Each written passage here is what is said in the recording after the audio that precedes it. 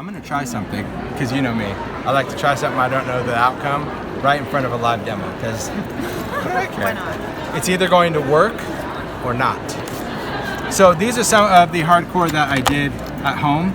So this is, I mean, it's been dry for days, and this is one that I did this morning. I'm gonna try to see what happens if I go to lift this ink, because it's been on there a while. So I'm curious to see if that ink has stained all the way through the vinyl, because this one, when I did lift, I did it right away, right? I did my ink, it dried, I lifted it off. I'm always curious.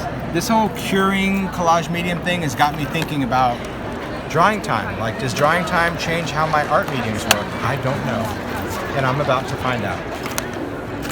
I'm sure that, you know, most people are thinking you're a total idiot while you're doing this, because you never know. I told you I'm a 5-year-old. Already thinking, I wonder what's gonna happen if I do this. I have to do it. Yeah, same reason I know how flammable alcohol inks are. I did. And I was on a Skype call. Like, how flammable can they be? Whoa, okay. They are flammable, very flammable, but now I know. I got to see it. All right, so these are clean, okay? If they weren't clean, I would just go in with archival, clean my stamp, because whenever we're using alcohol lift ink, it needs to have a clean stamp. After I clean it with archival, I would go in with water, spray that onto my stamp, take a dry, clean paper towel, press over the top, and that's going to take everything out. Sometimes even a clean stamp, if you have archival in there, it's not really going to work. So we're going to take the lift ink. I'm going to use a new stamp from Stampers Anonymous. This is the fragment set, and I love the set. That's what I used even on this one. It's a bunch of just fragmented backgrounds. So if you're not really good with taking a big background stamp and just kind of using parts and pieces, this is already done for you. I've already cut it up in parts and pieces, and you get different backgrounds. So it's very nice that we can create kind of these cool open effects. So what I'm going to do is take lift ink. I'm going to ink up a stamp really well, and we're going to hope for the best. Now, what I will tell you is that if you have a concentration of pearl, alcohol lift ink does not lift pearl. Okay, because the pearl is very similar to mixative in the sense that it's a pigment in there, right? So it'll lift it somewhat, but it won't probably do what you want it to do. All right, let's see what happens. We're gonna go into this board. We're gonna stamp that down.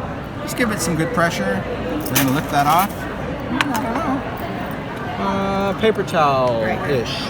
Here's a piece. To your left. There's something there. And we're gonna start lifting.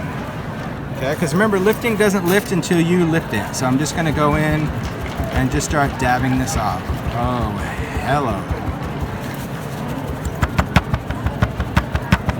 There we go. Yeah, this is nice. Here's what I'm noticing about this that I'm really liking. If you've done lift on Yupo, you know that usually it goes back down to white. It goes back down to the core of Yupo. This appears like it's staining a little bit of that color. I dig that. So when you do lift, we're dabbing it off, we're taking all that ink off of the substrate, and then once your image is in focus, then you can just go in and kind of clean up the remaining bit. But that's a really cool effect with my background. Now, lift ink on something like Yupo, let's see, that'd be this one. Okay, this was a lift ink. The nice thing about this, now I need to clean it again. All right, now you can see the cleaning in action. A little bit of archival cleaner, you don't need much. But I want to lift this background because I'll show you another great thing about lifting, okay? Just gonna clean that off, go in with some water, spray this, and then just dab it on there. Because that's just kind of sucking up any of that excess cleaner or ink that's left in your stamp. Right, now my stamp is totally clean. It's not even oily, it's just perfect rubber. So the trick is doing water after that. If you just use that, you're gonna leave this kind of oily residue on there and probably not gonna be happy at all. All right, so we're gonna go into lift ink on this one. And let's just lift off some Yupo, just for a background.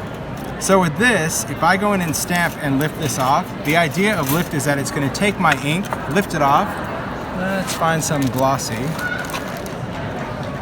some in here. There we go. We can take another kind of coated paper and we can transfer that ink.